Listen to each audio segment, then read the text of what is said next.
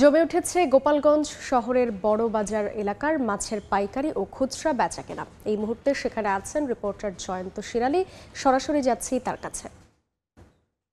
প্রান্ত থেকে যারা মাছ চাষি রয়েছেন বা যারা মাছ ধরে থাকেন বিভিন্ন এলাকা থেকে, তারা এই বাজারে মাছ নিয়ে আসেন প্রথমে পাইকারি বিক্রির জন্য।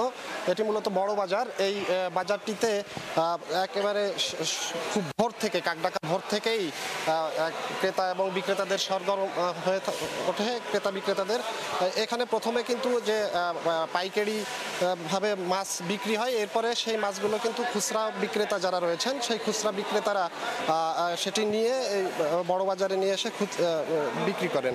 তো আজ আমি মাছ বাজার ঘুরে যেটা দেখেছি যে দেশীয় মাছ এবং কার্প জাতীয় যে মাছ, সেই মাছের কিন্তু ব্যাপক সমাহার রয়েছে।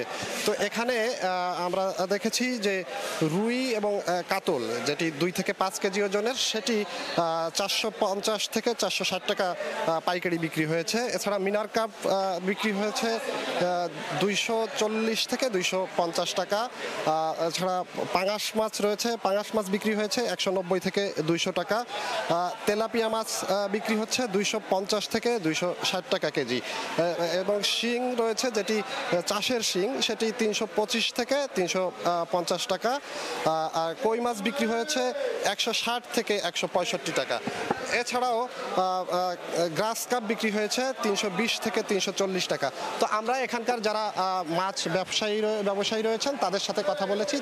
তারা জানিয়েছেন এখানে মূলত এই বাজারে আমাদের পার্শ্ববর্তী যে জেলা রয়েছে গোপালগঞ্জের বাগেরহাট, খুলনা এবং নড়াইল, ফরিদপুর, এই সমস্ত এলাকা থেকে কিন্তু যারা পাইকারি মাছ বিক্রি করেন তারা এই বাজারে মাছ নিয়ে আসেন। এরপরে এখানে তারা খুচরা বিক্রি করেন। আর এখানে আমরা দেখতে পেয়েছি যে সকাল থেকেই যারা ক্রেতা রয়েছেন সে ক্রেতারাও কিন্তু এই মাছ বাজারে এসেছেন এবং মাছ কিনতে দেখা গেছে। তো এই ছিল আমার কাছে গোপালগঞ্জের মাছ বাজার থেকে সর্বশেষ। সরাসরি ছিলাম গোপালগঞ্জে।